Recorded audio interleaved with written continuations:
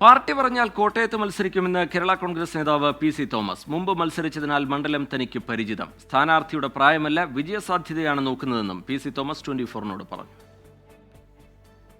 UDF seat വിഭജനത്തിൽ Kottayam Lok Sabha മണ്ഡലം കേരള കോൺഗ്രസിന് തന്നെ ലഭിക്കുമെന്ന വിലയിരുത്തലിന്റെ പശ്ചാത്തലത്തിൽ പല നേതാക്കളും സ്ഥാനാർത്ഥിയാകാനുള്ള താൽപ്പര്യവുമായി രംഗത്തുണ്ട്. പി.സി. തോമസ് തന്നെയാണ് ആദ്യം അവകാശവാദം ഉന്നയിച്ചത്. മുൻപ് മത്സരിച്ചിട്ടുള്ളതിനാൽ കോട്ടയം മണ്ഡലം തനിക്ക് പരിചിതമാണെന്നാണ് അദ്ദേഹത്തിന്റെ വാദം. പാർട്ടി പറഞ്ഞാൽ മത്സരിക്കുമെന്നും പി.സി. തോമസ്. 7 സീറ്റ് മതി ഒരു പാർലമെന്റ് മണ്ഡലത്തിന്.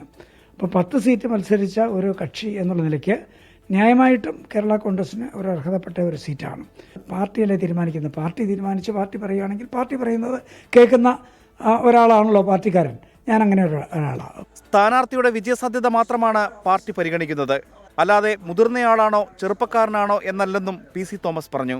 ഒരു സീറ്റ് എന്ന ആവശ്യമാണ് കേരള കോൺഗ്രസ് UDFൽ ഉന്നയിച്ചിരിക്കുന്നത്. കോട്ടയം തന്നെ ലഭിക്കുമെന്നാണ് പ്രതീക്ഷയെന്നും പി.സി. തോമസ് പറഞ്ഞു. 24 കൊച്ചി.